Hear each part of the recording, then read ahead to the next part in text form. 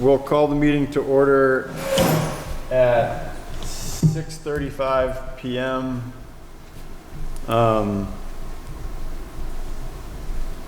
Unfortunately, my agenda is on the computer that we're using now, so someone else have one? I can, thanks. The first order of business, as always, is to review and make any changes to the agenda. Does anybody have any changes to be made to the agenda? I need roads and bridges, roads, hiring part-time help and Mark's out on medical leave. Okay, so we will add part-time help under roads. Great. Anything else, any other changes to be made to the agenda?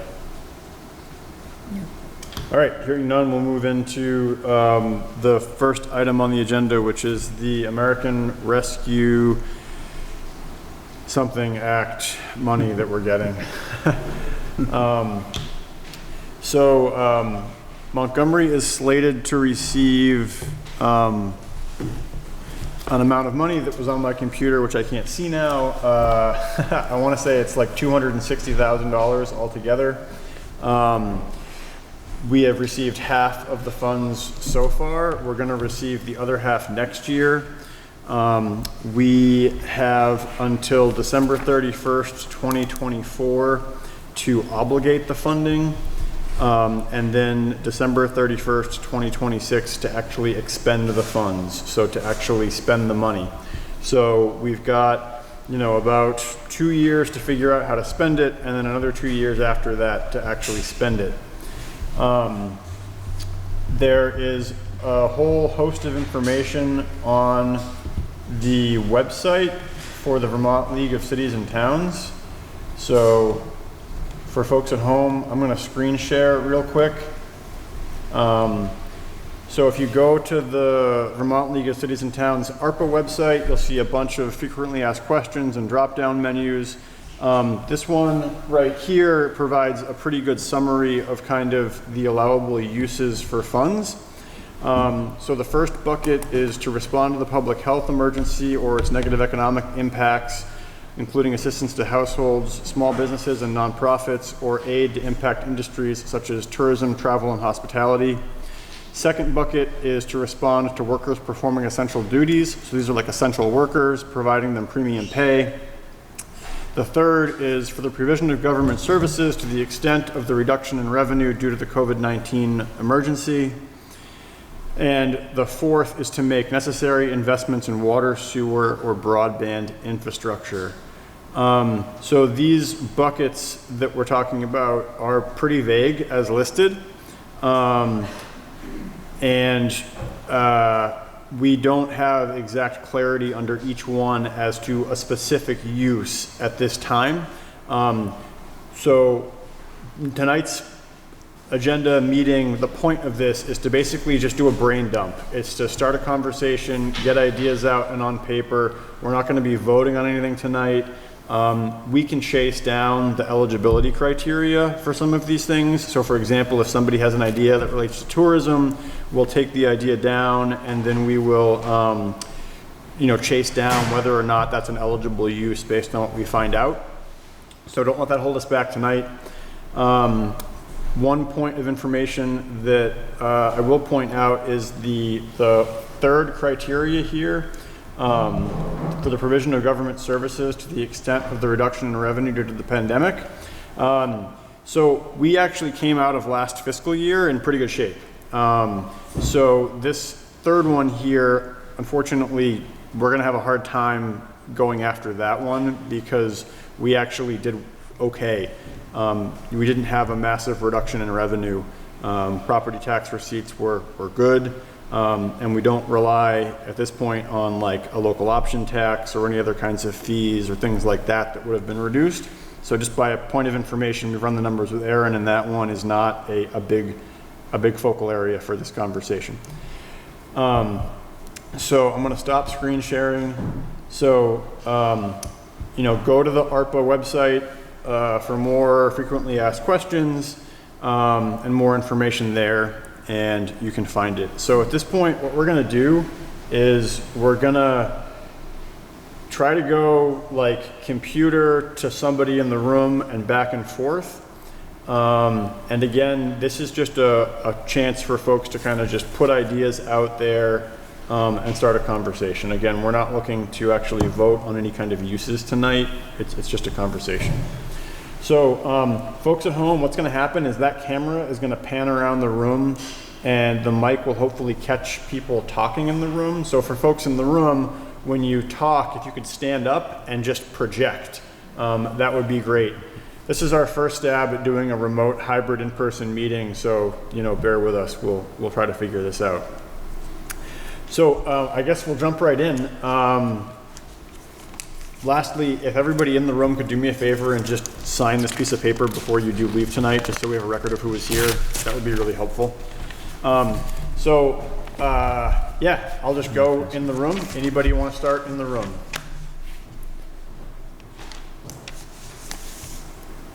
If no one in the room wants to start, yeah, Roger.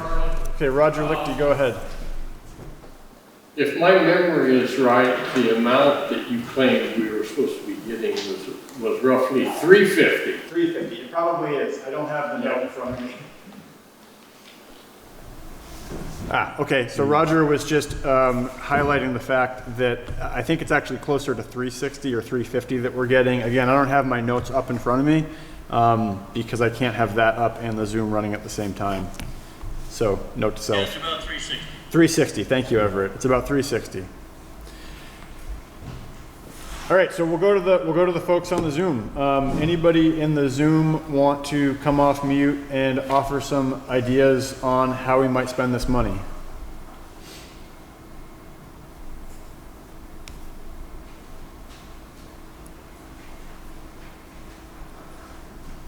Don't be shy.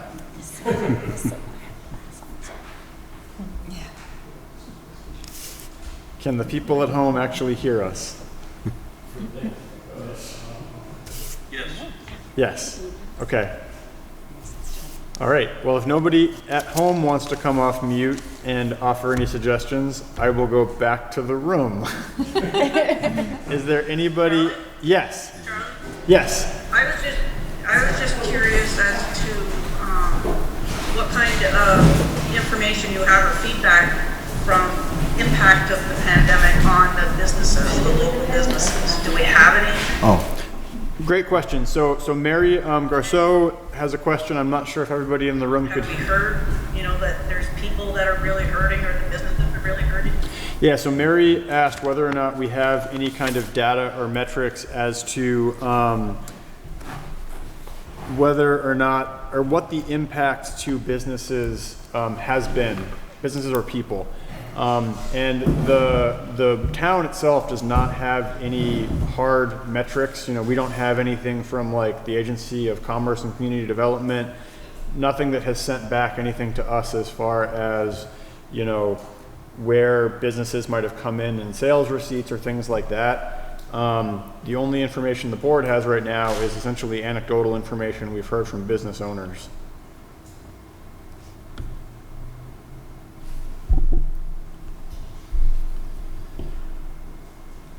Yeah, Sarita. So for those at home, recognizing Sarita Khan, and the camera will pan to Sarita. Just remember to project, Sarita. Okay. We had that Montgomery Thrives activity 3-4 years ago. And I'm not wondering if there was a list of 20 different categories. We only selected the top 3. That maybe we could revisit that and see if there's anything in that could possibly be considered.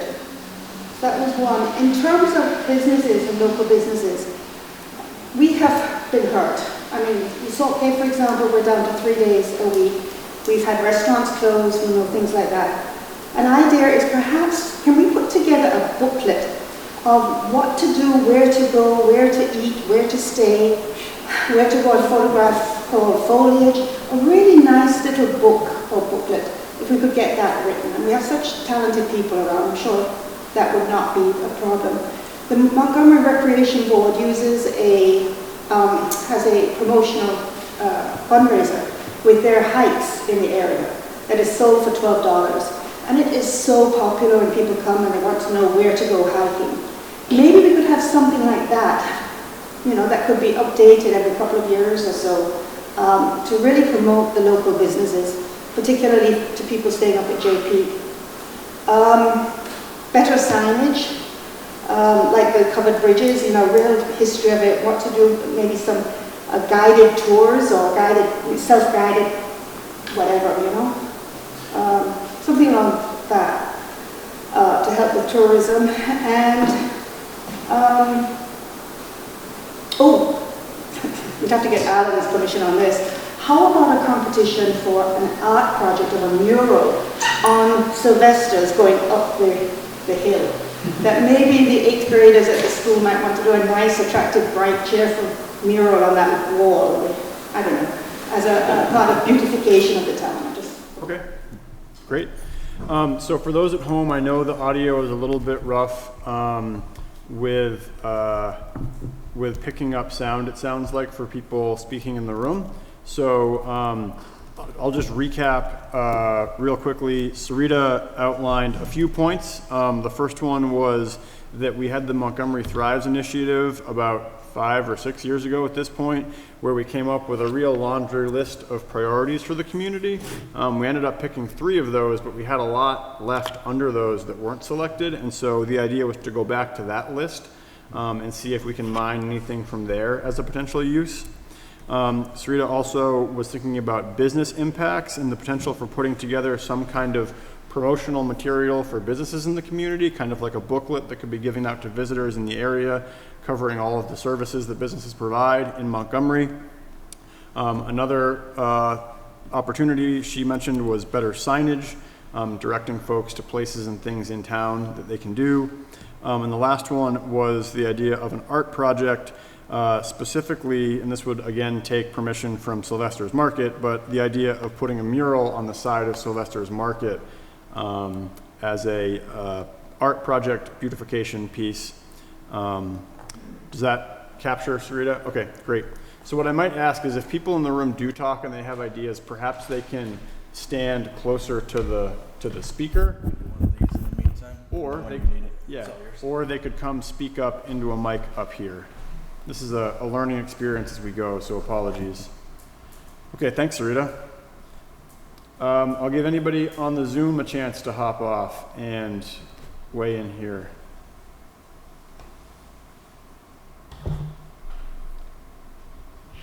Anybody on the Zoom want to hop off mute and offer any thoughts or musings or suggestions?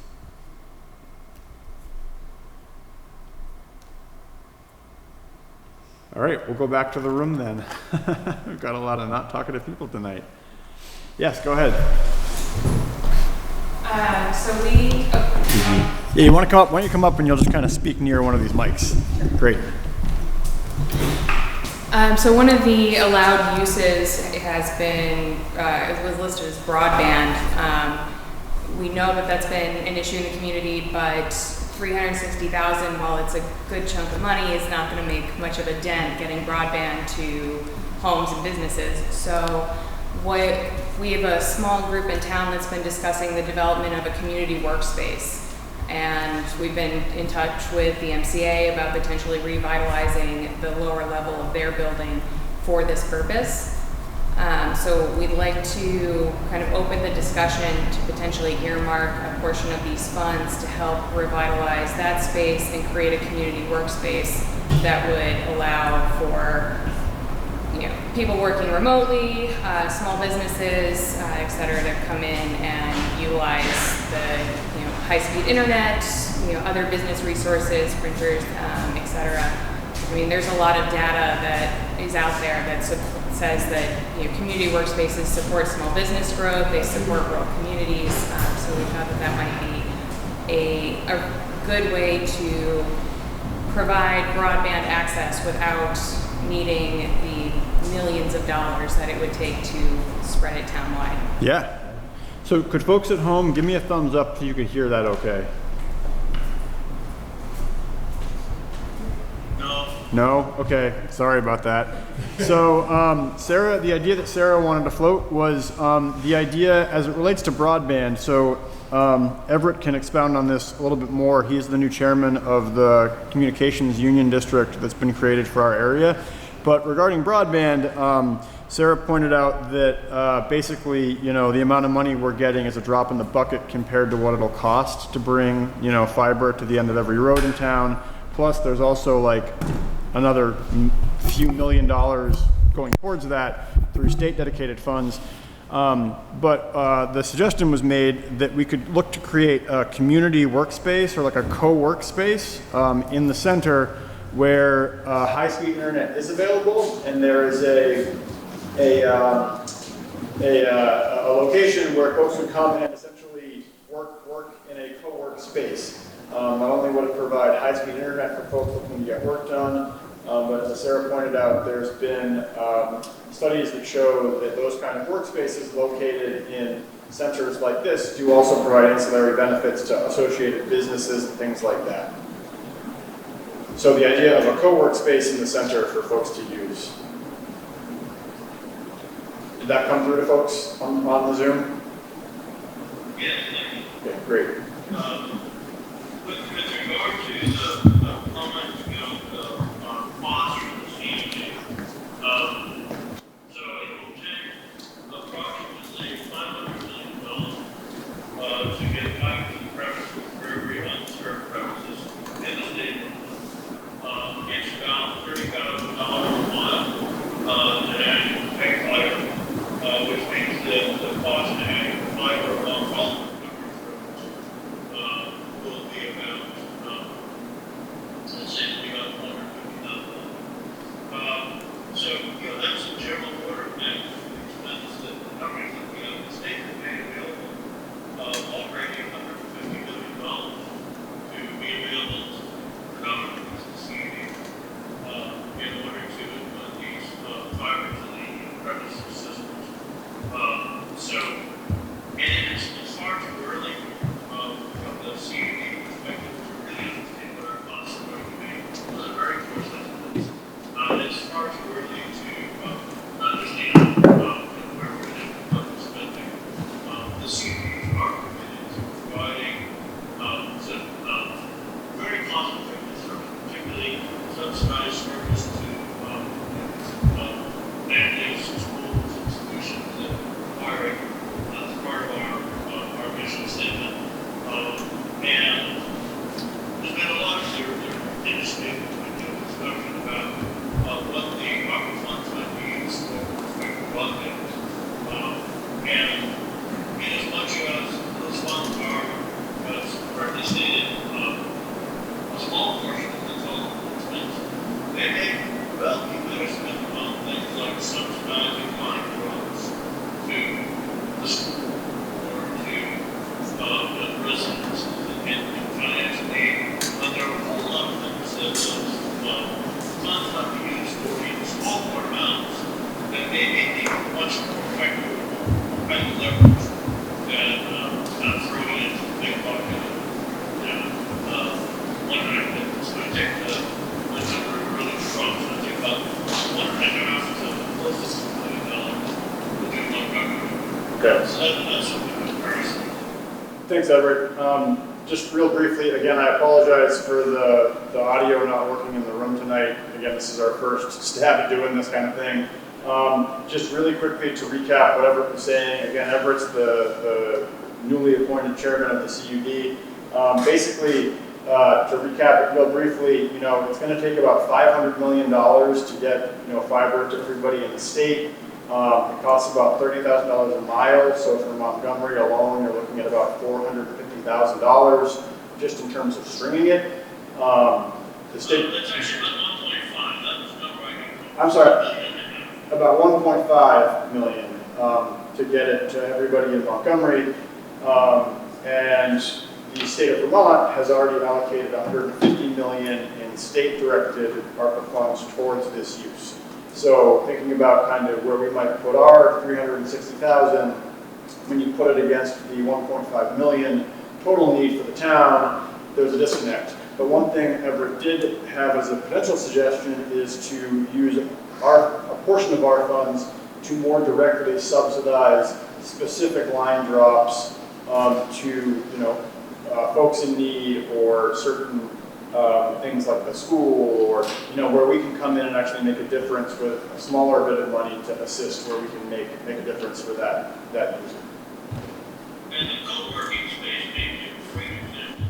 And Ever just added the co-working space might be a great example of where we can do that. Thanks, Everett. We'll go back now to anybody in the room. Anybody in the room want to offer any ideas? Yeah, Daniel. And I'm going to have you come up and talk like directly into the mic. So folks at home, give me a thumbs up if you can hear Daniel talking. Sure. They'll hear it through your computer. I'll hear it through that mic. So He's got to be closer to you. if he talks into that mic, I get it. They don't get it. oh, so they only get what's coming through this mic? Yeah, remember how I wasn't capturing it? Oh, all right. American Stand over here. Sorry, buddy. Hey everybody, I just wanted to check in on to see where, as a town, we stand on the potential of a shuttle to and from Jay. I know that we've looked into this before. Just wondering if a cost analysis has been done, and if this is something that falls into the hospitality kind of bucket of the ARC funds. Awesome. Did folks at home catch that? Perfectly. All right. Awesome. Very efficient and convenient use of microphones. So to the first question, no, we haven't done a real good cost analysis of that yet, but we can certainly look to do that. And then the idea would be to allocate funding to get a shuttle that goes from Montgomery to Jay, to assist in getting folks to and from the mountain, spurring more activity down the hill. Great. Thanks, Daniel. We'll hop back to the computer. Anybody on Zoom want to come off mic and offer any suggestions?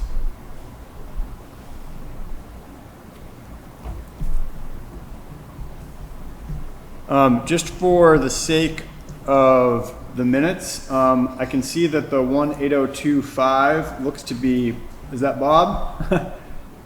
Hi, and then I also see a Lizzie, L-I-S-S-Y, but I'm not sure who that is, and I just want to make sure we have it recorded correctly for the minutes. So if you could come off mute for a second and identify yourself, that'd be great.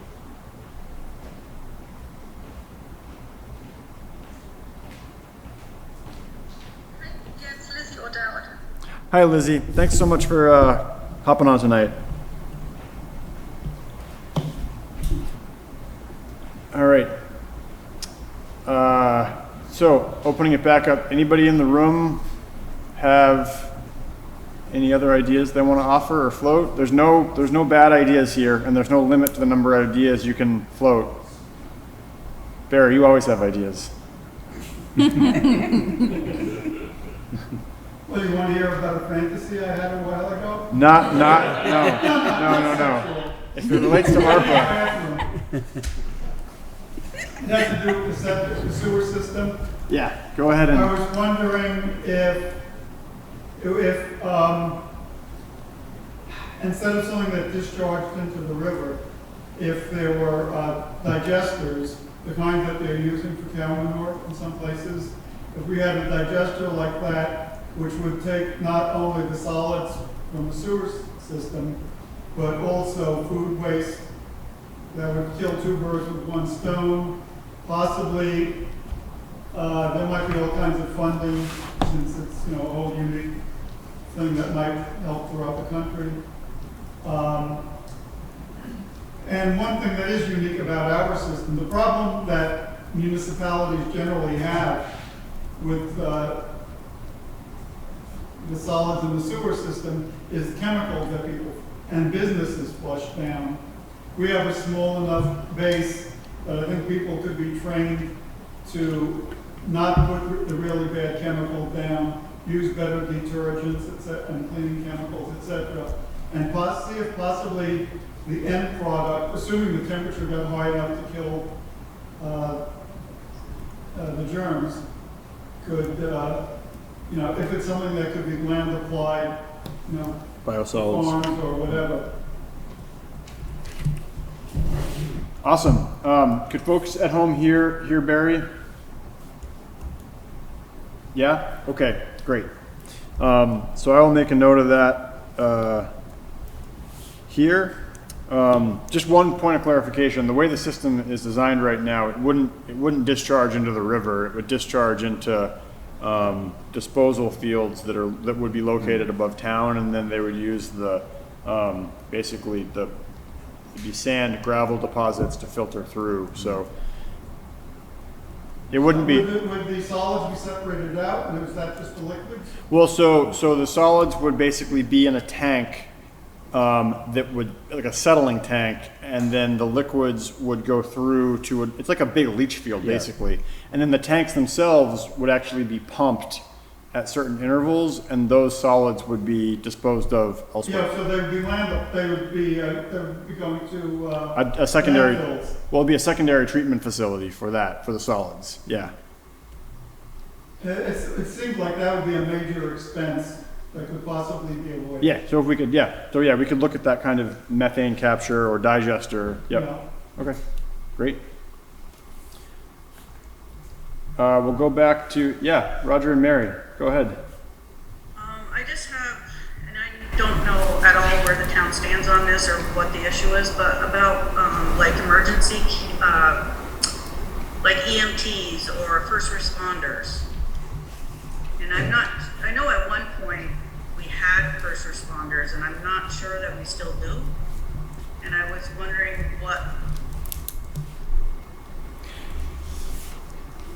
Yeah. Maybe that could be a possibility. So. Because it takes an ambulance about 45 minutes to get here. Yeah, certainly. So what shook out with our emergency services, our rescue squad, the rescue squad disbanded 2 years ago, 3 years ago, 2 or 3 years ago. And the main reason for that was just a lack of personnel. We could put, my understanding is we could put funds towards that use. What we would need to do is either get more personnel to man it like we had in the past and bring it back, or we'd have to turn it into a different setup whereby it wouldn't be like the same kind of volunteer driven. We'd have to basically create an ambulance corps that would be paid, a set salary and all the associated, they'd become town employees essentially. We'd have to create a department for that. I saw on the facts that you could join with other towns. Would this be a possibility to do like Montgomery and Richford and Berkshire or something like that? It could, yeah, and that's actually a good reminder to get back in touch with the Enosburg ambulance because they had been floating some different ideas a year or so ago, and I don't know where that kind of shook out, but they were having issues with capacity, funding, costs, and things like that. But basically, from a big picture, potentially putting ARPA funds towards that kind of a service is something we can definitely look into.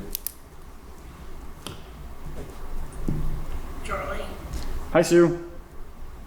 Charlie, in following up on Mary's thing, could some of the funds be used? I know right now there are 4 or 5 people taking the EMT course right now. Is there a way that some of the money could go? I don't know who's paying for that. Those courses, is that through the fire department? Are they paying it themselves, or maybe some of the money could go towards helping them become certified? I don't know. Yeah, I'm not sure who's paying for that right now, but we can certainly look as to whether these funds could go towards that kind of continuing education or training.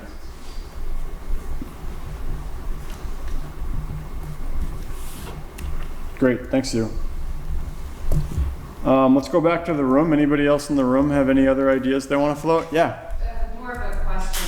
Yep. Is downtown parking still part of the streetscape plan? Yeah, so the question was, is downtown parking still part of the streetscape plan? And yeah, it is. It's definitely still part of the streetscape plan. The streetscape work has kind of been put on hold until the wastewater stuff can get fit through, the financing there can get nailed down. But moving forward, that would be part of that. If that did not happen, that wastewater project, then we could look at doing a separate thing around parking, like, let's redo this lot.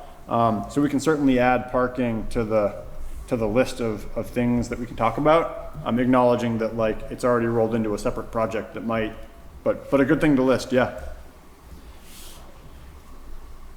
Anything else from the room? Nobody else? I would lose my status as the oldest hippie in town if I didn't make this suggestion. A community garden, cannabis. Okay, With a chain link fence around it for security. And anybody who doesn't have their own garden could plant 4 plants and tend them themselves. okay, so Barry offered the idea of a community cannabis garden where anybody who doesn't have their own plants at home can come plant their plants in a fenced-in area that would meet the standards of exposure. We have to float that one by the Cannabis Control Board, but okay, you know.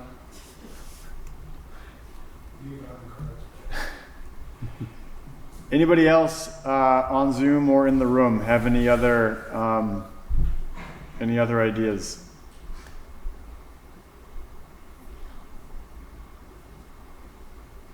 I gotta say, I'm a little bummed not to see more people participating tonight. You know, there seemed to be a lot of interest, at least online, about this, and some ideas that were floated around.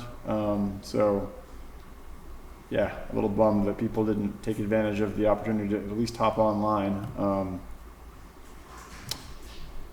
If there's no other ideas that anybody or anything the board wants to float.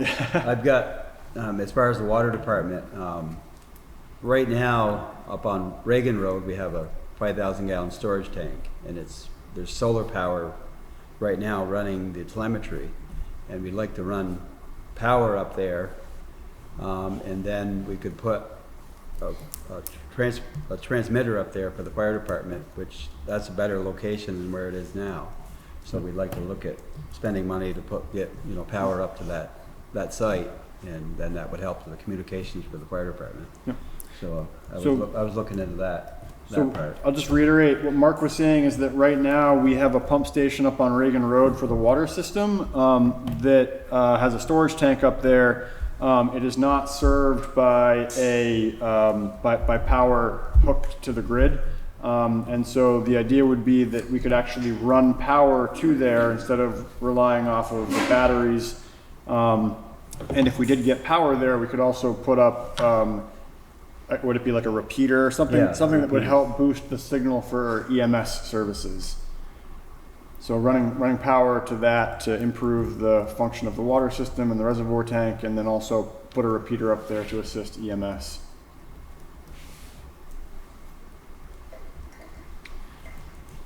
Other things the board has floated, again, I don't have my full list in front of me, but there's been discussion around, where it could help fill gaps with some of the existing infrastructure projects we've got. Some of the grants we're looking at require match. Both things that are associated with the downtown development, but we also have the work on Longley Bridge, which is going to require a match component. So any of those grants that require a match, or if there's a grant that we can apply to that requires match that we haven't thought of yet, we could think about putting it towards match requirements. One of the ideas here is how do you take a small amount of money and leverage a bigger amount of money? So any place we can try to do that better, we want to jump on, right? What's the old adage about other people's money? That you should use it? Pretty much it, right? Trying to recall other things the board has on our list. We've got the water system, we've got some of the infrastructure projects in town.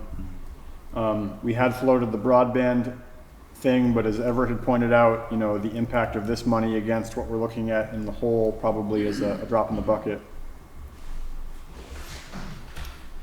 I had some ideas. Yeah, Sue. Suzanne, do you want to come over here and Sure. since you're up here? Here. Alright, these are just like, not so much board ideas as just personal ones as a resident that I've heard people talk about, and I've also would like to see. Improving our indoor recreation spaces for community. Like, my daughter goes to the summer camp down at the rec center. It's a tiny facility. It's very outdated.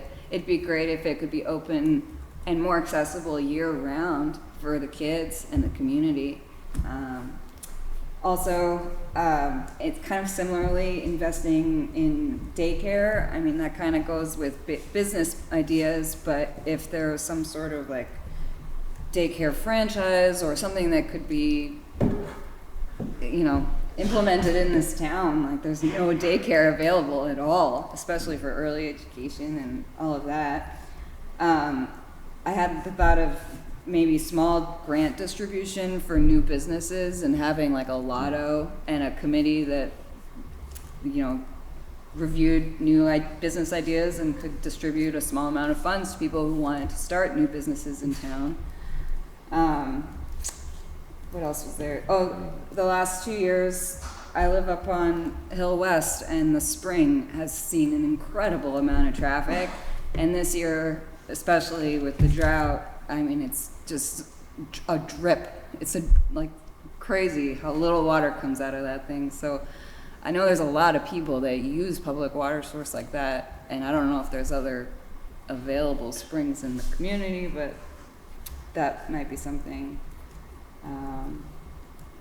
Yeah, that was kind of it. Those were the few that got my. Awesome. No, that's great. Yeah, the idea of kind of like a business accelerator or something. Yeah. That's a cool idea. Yeah, totally. Like I said, so what we'll do is we'll keep a list of these going, and then as we kind of develop details, we'll run them up the flagpole with folks that have a better understanding of the criteria here, so that we can, you know, get a better read on like what we could and couldn't do based on some of the stuff we've talked about. So again, no bad ideas at this point. Yeah, Daniel. In terms of timeline, what is the soonest realistically that you would expect, say there's a project with a ton of motivation, everybody's on board, when would that yield fruit, as it were? Yeah, so Daniel's question was essentially how quickly could we get funds out the door, right? And so we have them in hand right now, and so realistically, my understanding is that if the community came together and decided on something, we could obligate the funds now, and as long as we get the all clear that it's an allowable use, we could, you know, basically get the funds out the door as soon as we get that high sign. So. And then is there an end date that they all need to be spent by also? Yep, and then Alyssa had a question around the end date, and so the date they have to be expended by is December 31st, 2026. They have to be obligated by December 31st, 2024, and spent by December 31st, 2026.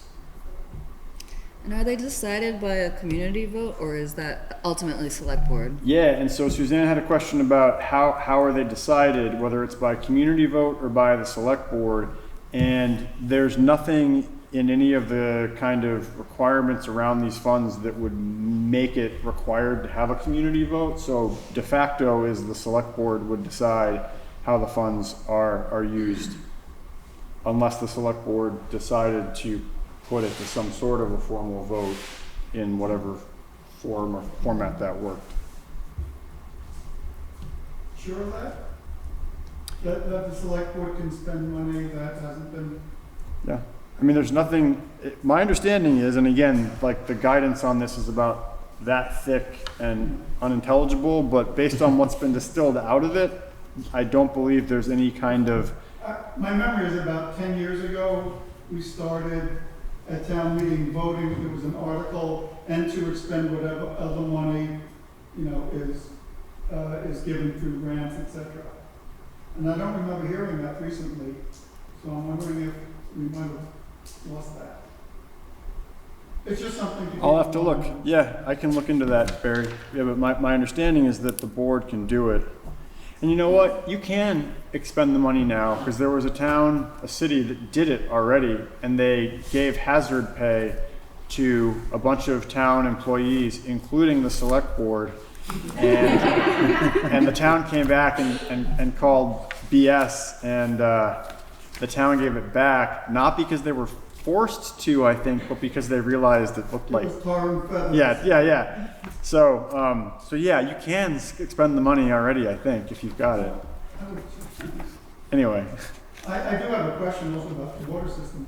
Is there anything that's needed to determine whether this drought is affecting the well?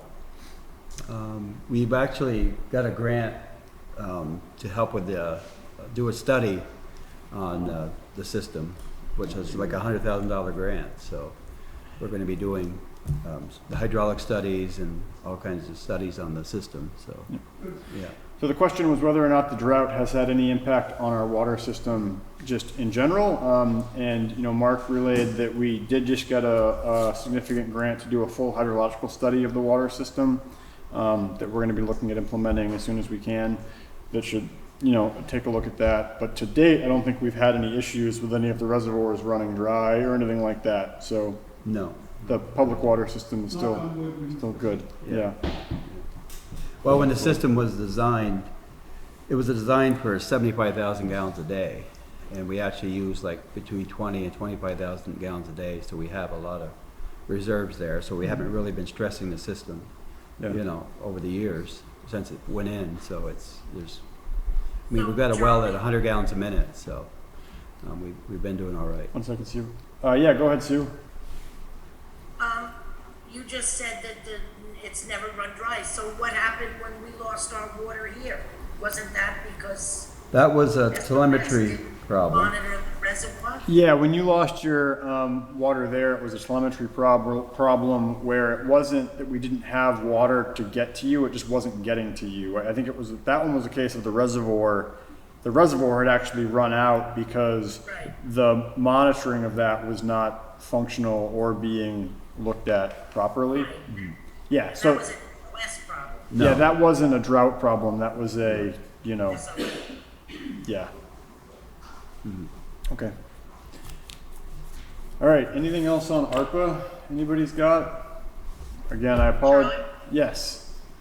I was just wondering with the minor turnout, if you've given any thought or if it might be possible to do a quick survey, maybe on the community page or somehow go out on mass mail, email. Yeah, I think what we might try to do is rather than a mailing, just because of the cost, the cost of that, what we might try to do is try to hook up something on the website using a platform like SurveyMonkey, and just let people go on and enter ideas there and submit them. Right. Yeah, that's something I'm gonna try to work with Zach to get that going. But thanks for pointing that out, because we do want to get more input. All right, well, if there's nothing else on ARPA, what we're gonna do is we're gonna close this discussion and move into the regular business of the board for the evening. So if there's no objection from anybody on the board, we'll close this part of the meeting. All right, well, thanks those who came for this. You're all welcome to stay if you want to. And folks online, you're welcome to stay as well. Again, I apologize for the issues with the sound and stuff tonight. We are going to try to continually make this work at our meetings. We're going to be moving to the public service building conference room after this, which might help some of the sound issues, but we'll continue to try to nail down how to make this work better. So. Would there be funding that help make that work better? Yes. Yeah. So the question that was asked was if there's funding available through ARPA to help make this thing work better, this interaction, this online remote thing, and the answer is definitely yes. So, great. All right, so we're going to move into the, can I use this? Yeah. Can I write on it? Thanks. So we're going to move into the regular agenda now. First up is approving the minutes of the October 4th meeting. Is there a motion to approve the minutes of October 4th as written? I'll make the motion to approve the October 4th minutes. Great, we have a motion from Emily to approve the minutes as written. I'll second. We have a second from Suzanne. Is there any further discussion? Hearing no discussion, we'll vote. All those in favor of approving the minutes as written, please signify by saying aye. Aye. Aye. Any opposed? Any abstentions? Great, minutes approved. Thank you. Moving on to Public Works. First up here is Roads and Bridges grant updates. Any updates, Mark? So the grant and aid project is completed. I've got all the bills. I've got everything put together. Bethany's coming on Thursday to go over it all with me, and we should get it submitted by Friday. So then we get reimbursed. So everything looked good. She came out and looked at the sites, and everything looked good on the sites. So Great. So we should have everything wrapped up by Friday. Awesome. Yeah. So Mark just relayed that the municipal grants and aid projects are wrapping up, and the reporting is going to be happening soon with assistance from regional planning. I just want to double check. So these are picking up to there. Okay. So if we need to go back and watch this and get the audio, we can do that from there. Okay. Great. All right. Cool. Any other project updates, Mark? Pretty much getting the trucks ready for winter. The truck 1 and 2 both needed some work, so they both are back now. Truck 3 has got to go in the garage and get some work done on it. And so then we're going to get the tires ready. We put the snowplow frames on, so we're trying to get stuff ready. And I think Billy's coming tomorrow to do a little bit more grading here and there to get things ready. And so we should be in pretty good shape. Okay. So Mark was just relaying that the trucks are getting prepped for winter, and Billy will be back in to complete some more grading as weather permits. Using that also as a training opportunity for the rest of the road crew as well. Yeah.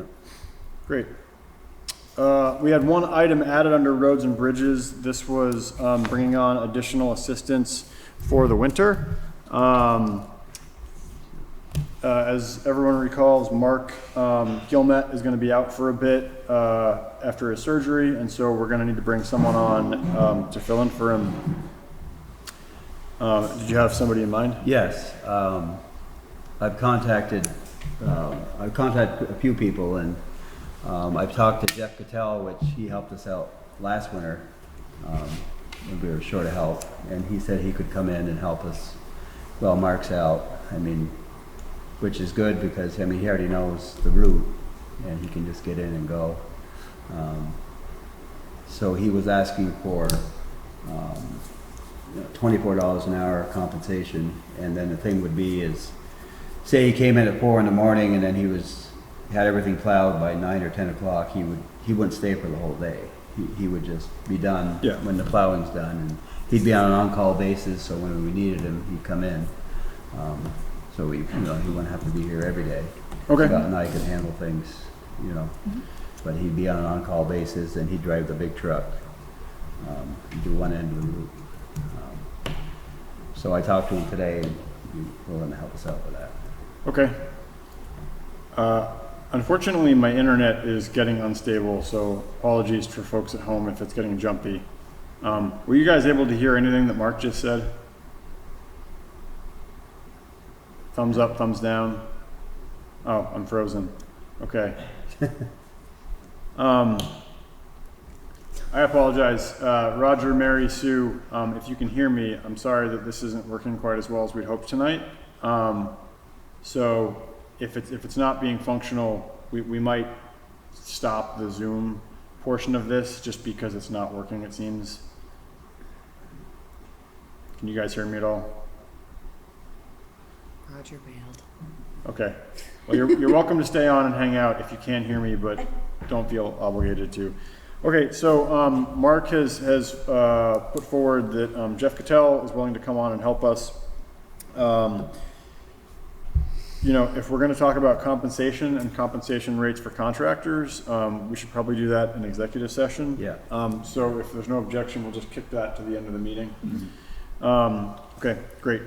I will just point out that we do want to keep an eye on the fact that if he works more than 24 hours in 1 week, he's going to be subject to the VMERS retirement contributions. So just from an idea about how that works with additional costs outside of the hourly rate. Yeah. Great. All right, so we will come back to that at the end of the meeting under executive session. Public buildings and grounds, there's no updates at the 98 Main Street location.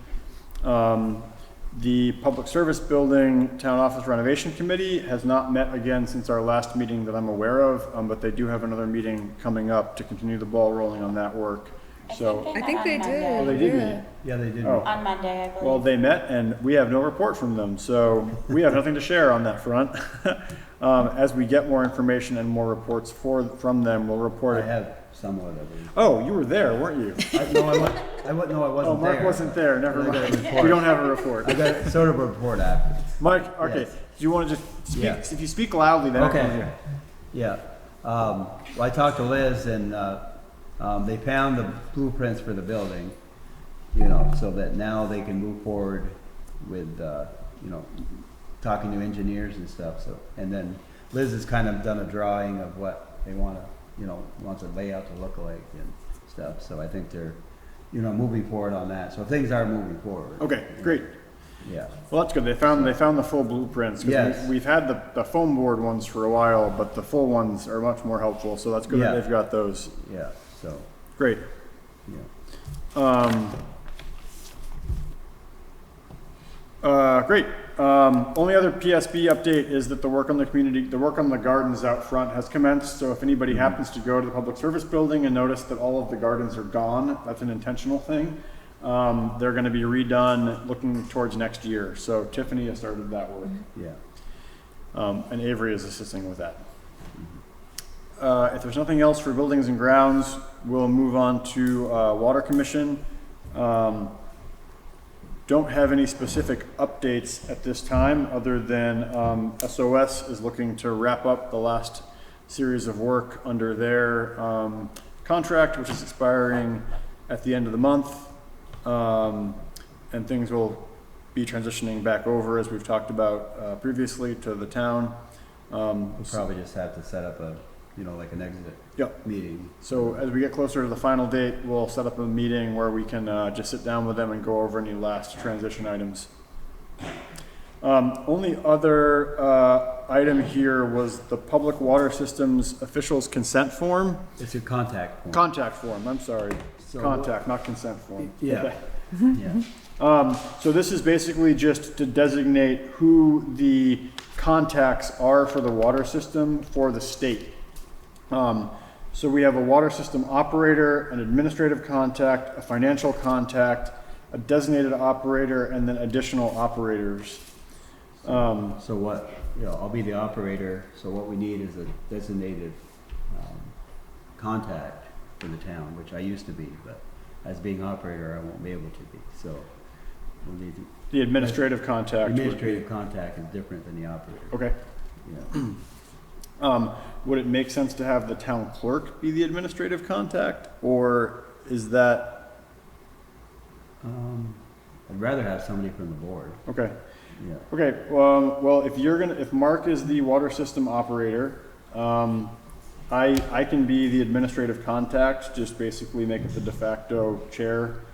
The financial contact, That'd be Aaron. we can make Aaron. Okay, So designated operator, is that also you? yeah, Okay. and then, Oh, water system owner, I'm sorry. The owner, first one is yeah. owner, this is the town, you don't own the water system. no, the town is the owner. Okay, And then you'd be the Okay, designated great. contact.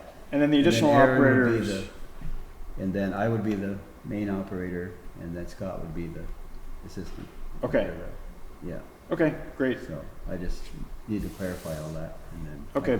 I can fill it out. So then the motion for the board, with Mark recusing himself from this one, since he's acting as an employee in this capacity, the motion would be that we designate the administrative contact for the water system as the select board chair. The financial contact is the town treasurer. The designated operator would be Mark, and the additional operator would be Scott. This is the form that we've got, if anybody wants to look, but that's the motion on the table now.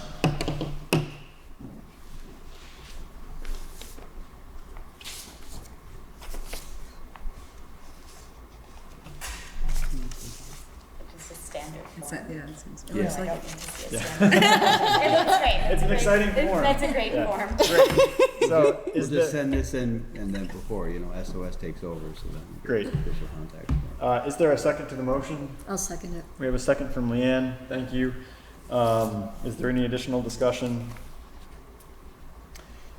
Hearing no additional discussion, we'll call the vote. All those in favor, please signify by saying aye. Aye. Any opposed? I'll recuse myself. Any abstentions? We have one abstention from Mark. Great, motion carries 4 with 1 abstention. Longley Bridge tap update. The big update here was that the emergency work was completed. I think we noted that at our last meeting.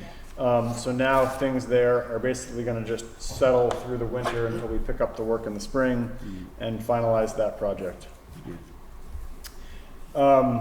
Next up on our agenda is visitors. I believe everybody here who's a visitor is here for something on the agenda, whether it be the Planning Commission or the Board of Listers. So if there's no objection, we'll just pass old business for now and go to new business, and we'll go to the first item, which is the Planning Commission. First item under the Planning Commission is a vacancy appointment.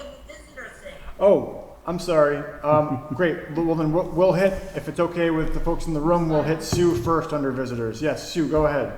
Apologies. Okay, that's okay. Just wanted to let all of you know that the Historical Society, we have started the application and things to get the Grange Hall or the Town Hall on the National Register of Historic Places.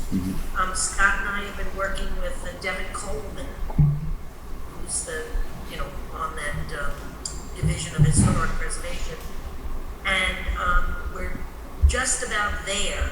As soon as we get the letter stating that it is eligible to go on, we'll then come back to you at that time because you'll have to sign off on it, whether you want to continue to have us do the work or not. So I'm just giving you a heads up that we are just about there, and we just have a little bit more work to do, and then we'll be going back to you to find out what you want to do. Awesome. Thanks, Sue. Thanks for everybody for Just out of curiosity, will it be identified as a Grange Hall or a Town Hall? Yeah, Sue, a question from the room was what the building will be identified as, specifically whether it's going to be identified as the Town Hall or the Grange Hall or the Crescent Theater or the building formerly known as the Church of something. Congregationalist Church. Yeah. Or the Community Baptist Church. Or the Community Baptist Church. I don't know. I guess the town, the select board at some point decided to name it Town Hall. Yep.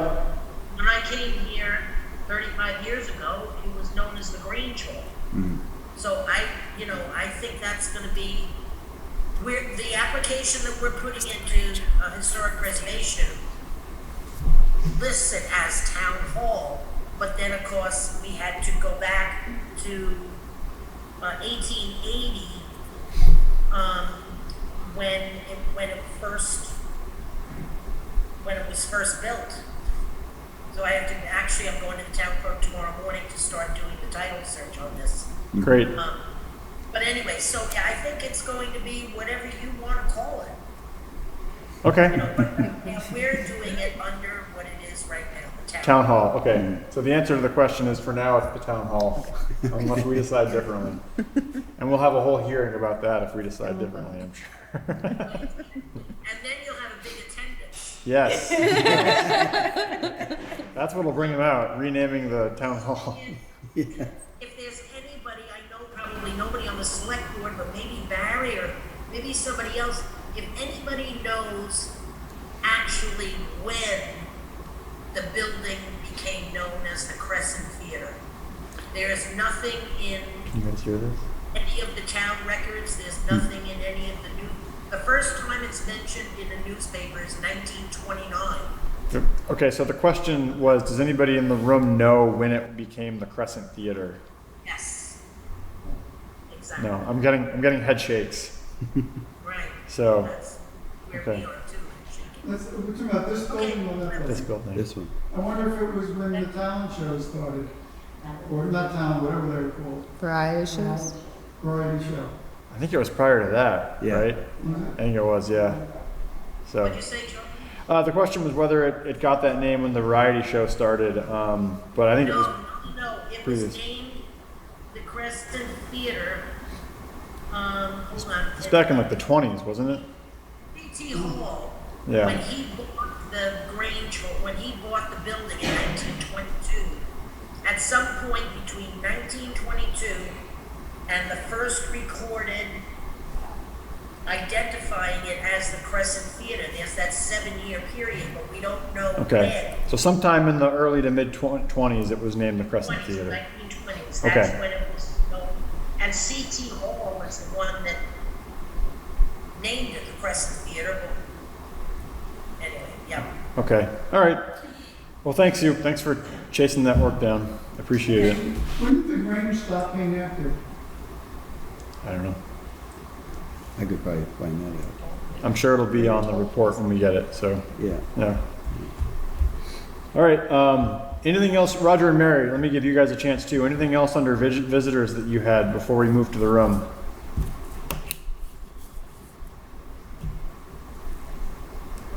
We're all set. Okay, thanks. And thanks for hanging in there with us tonight as we experience technology. Great, so we'll go to the room. Planning Commission, the first item up here is a vacancy appointment. So there's a vacancy on the commission to fill the seat that Christine, vacated when she resigned. Yep. Yep. And the planning commission would like to recommend Peter Locker for Peter. that vacancy. Peter Locker. Great.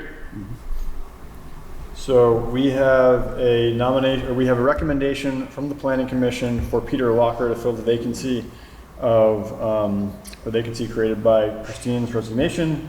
So at this point, for the board action, we will, I think the right way to do this would be to open up nominations to fill the vacancy on the Planning Commission. So is there a nomination from the board to fill the vacancy? We had a recommendation. I'll nominate Peter Locker. Great. We have a nomination from Suzanne for Peter Locker to fill the vacancy currently on the Planning Commission. Are there any other nominations? Hearing no other nominations, we'll close nominations. All those in favor of Peter Locker filling the remainder of the term left vacant by Christine Convar's resignation, please signify by saying aye. Aye. Any opposed? Any abstentions? Great, motion carries, and we have filled the vacancy with Peter Locker. Thank you for Peter for stepping up. Next item under Planning Commission was the Regional Planning Bylaw Modernization Grant Opportunity. Horrible name. Yeah, it's a very long name. And Greta Brunswick said she would send you an email. I think it got sent late this afternoon. I don't know if you've had a chance to read it. Not yet. But regional planning proposed this grant opportunity to us. It's the Bylaw Modernization Grant funded by Enabling Better Places, Zoning for Great Neighborhoods, which I think is ACCD, which is at the Agency of Commerce and Community Development. Yep. And it's one-time funding, and it will be a coalition of towns. St. Albans is the main town. I forget the name she used for. Yep. It's not Plaintiff, but it was something. And Highgate's already signed on. She's hoping that Sheldon will join, and hoping Montgomery will join. The grant would be used to evaluate and analyze our current bylaws and see if there's any barriers that in place to hinder housing choice and affordability. Great. And there is a town match that she doesn't know the exact amount yet. It could be up to $1,000 if we didn't adopt their language changes by January of 2024. And if we adopted, then that would erase the town match. Okay. And it would be specialized to Montgomery. When we were talking about it, it could help looking at the flood zone in particular, since for like our downtown centers and how that affects affordability for housing. And it could also help write language for short-term rentals and how our bylaws currently. Have we addressed it currently using the conditional use? Yeah. Yep. And our last meeting, the planning commission voted in support of it, but we need the select board's Awesome. support. The deadline for the grant is November 14th, but regional wanted to hear back Awesome. sooner, but you do have time to think about it if you guys need. If we want to, until- yeah. And she wanted feedback tomorrow of kind of about where you stand, but if you need to put it into next meeting for voting, she's comfortable with that. Cool.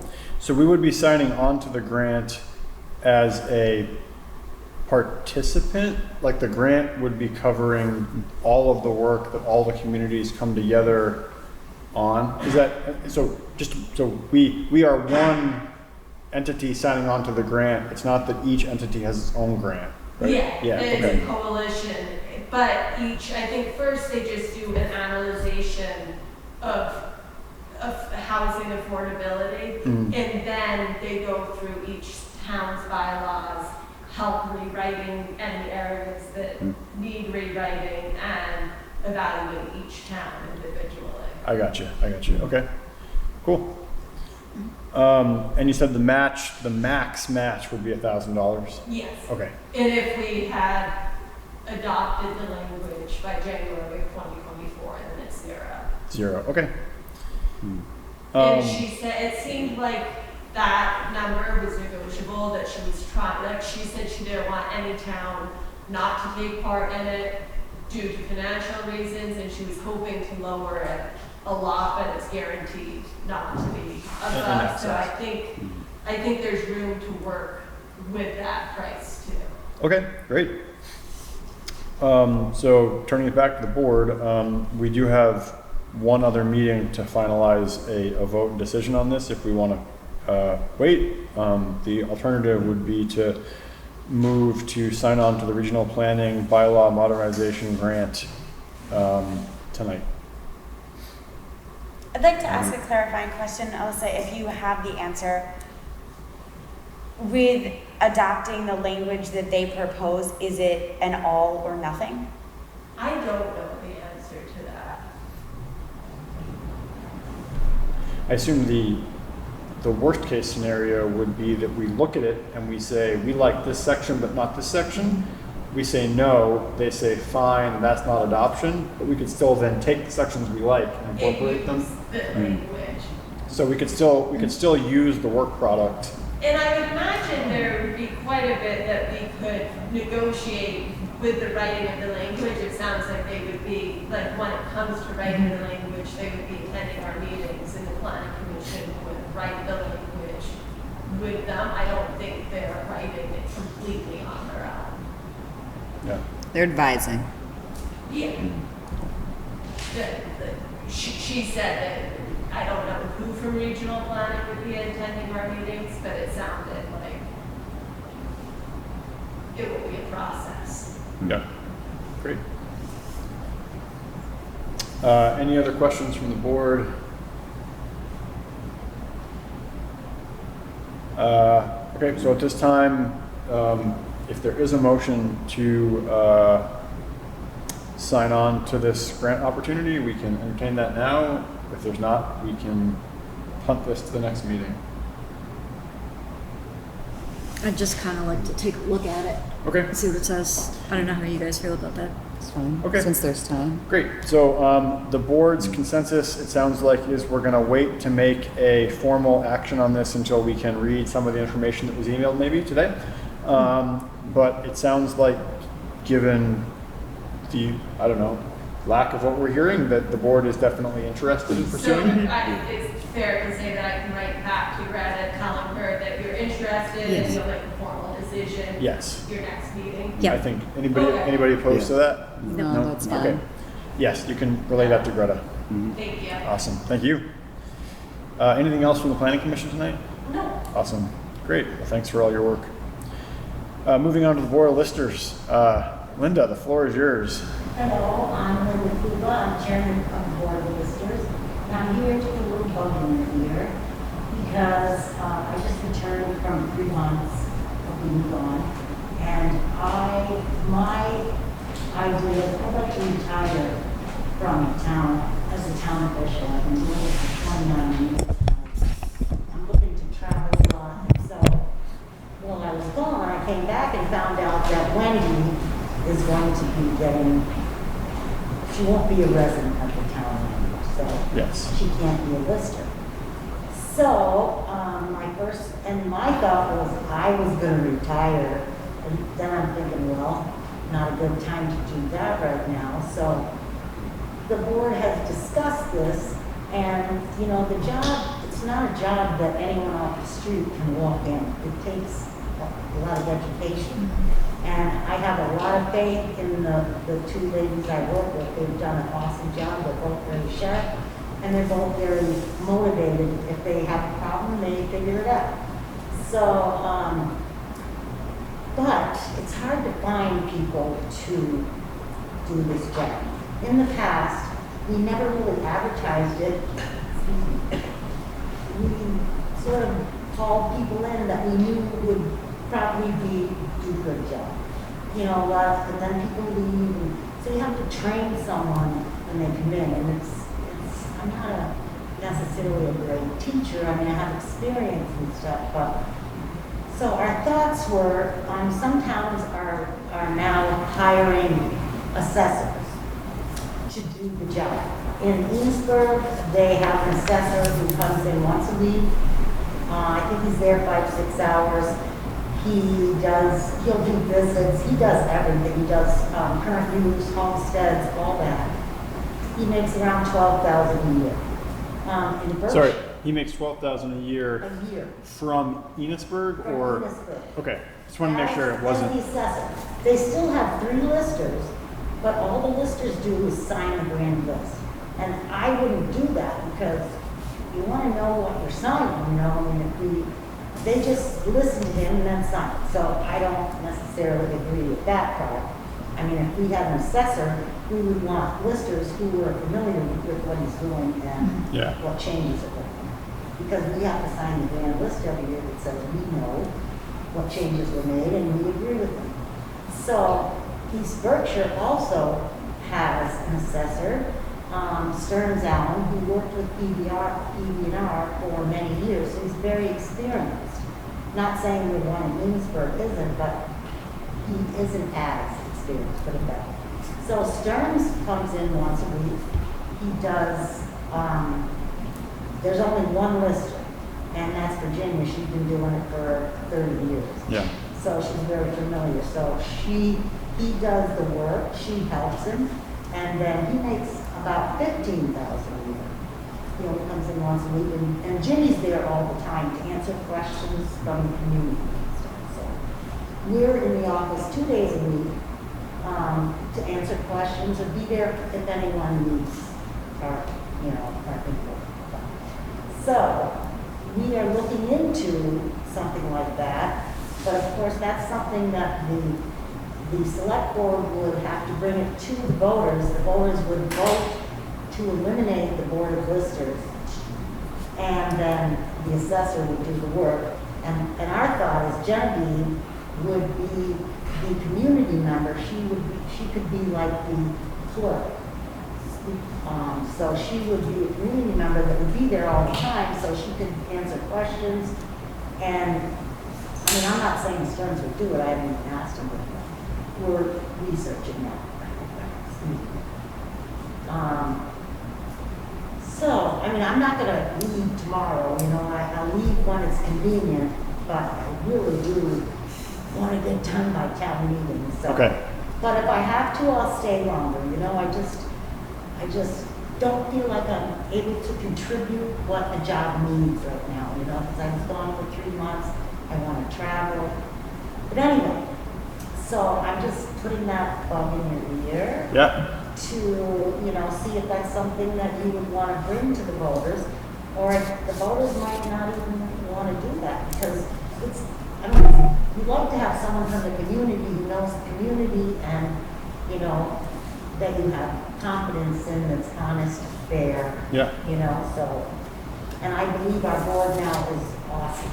I mean, the ladies they're very fair, very honest, very accessible, so. Accessible, not accessible. You can assess them. So anyway, I just wanted to, you know, just put that in your ear. Yeah. And see what you guys thought, and you know, I'm gonna talk to different people in the community, but right now we're looking into, you know, if we can find someone to do that job, if we got new listers. So in other words, Wendy is willing to do some, you know, work. You know, she wouldn't be able to visit the properties. She wouldn't be able to vote when we have hearings like grievance. But she's very good, and she could, you know, help out with, you know, different things in the office. But if we got 2 new listers, that means we have to train them. I'm not into doing that right now. It's a lot of work, you know. Yeah. And it's a hard job. I mean, because there's so many things that are changing all the time, so many laws, and, you know, one little thing you can do wrong and screw up somebody big time. So you gotta be really careful. Yeah. So I just wanted to tell you that. Yeah, no, great. Well, I think it's great that you're bringing that up now, because that does give us, you know, at least a few months to kind of. And even if you didn't do it in March, I'm on until 2024, and I will stay until then, but I leave every winter. Yeah. And you know, I left this time, it's kind of slow right now, so it's not really a lot of stuff going on. There's no grievance or visits. That starts in April, so.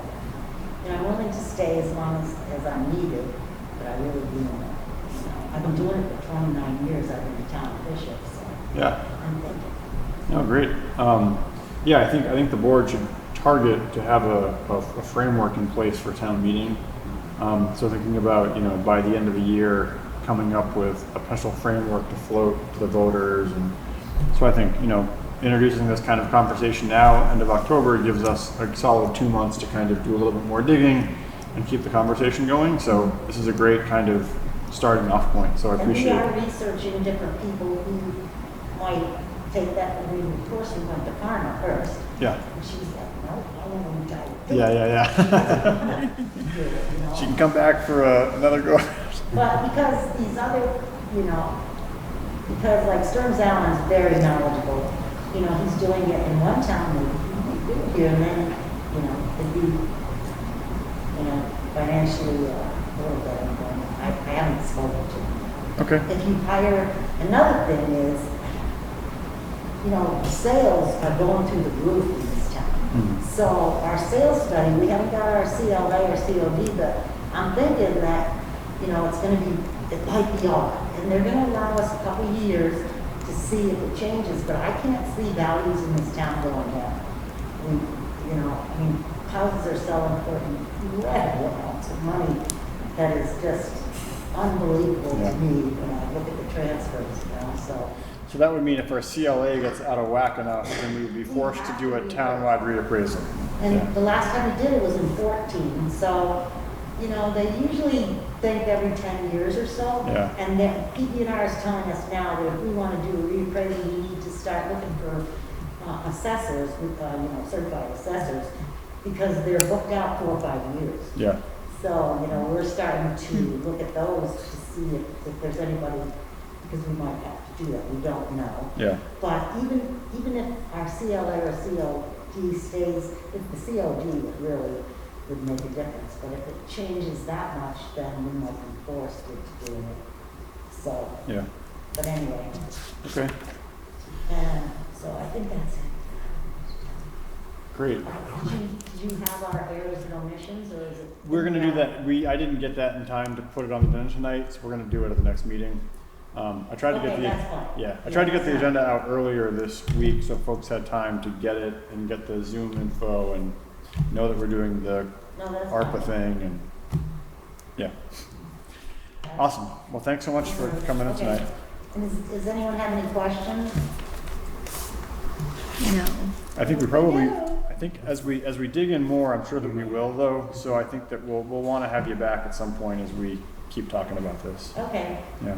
Well, I'm sure the other ladies will be glad to come too. Awesome. And I'm very sad that Wendy is going to have to get She's back. going just over the line. I know. So I think we should just annex that side of Venusburg Mountain.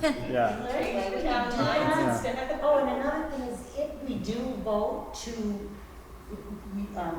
rid the town of the board of listers, not the best We're gonna rid them. We have 45 days after to hire somebody, the listers still would be able to do the job. Okay. 45 days after that. Great. Okay? All right, awesome. All right. Thanks, Linda. Thank you. So at this point, the only piece of business we have to revisit is just the figuring out the compensation rates for the contractual relationship with Jeff Cattell if we decide to hire him. So that would be something that would fall under the ability for executive session, talking about compensation rates.